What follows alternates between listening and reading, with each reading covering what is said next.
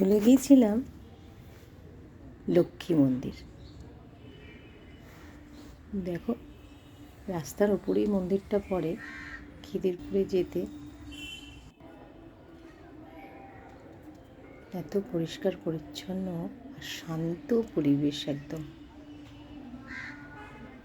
সুন্দর একটা মন্ত্র চলছিল।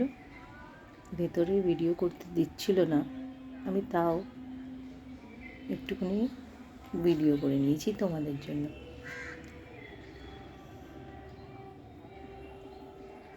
এত ভালো লেগেছে, ওখানটা বসে থাকলে মনটা একবারে শান্ত হয়ে যাবে। তোমরা কে গেছো? যারা এখনো যাওনি, একটু যাওয়ার চেষ্টা করো, খুব ভাল লাগবে।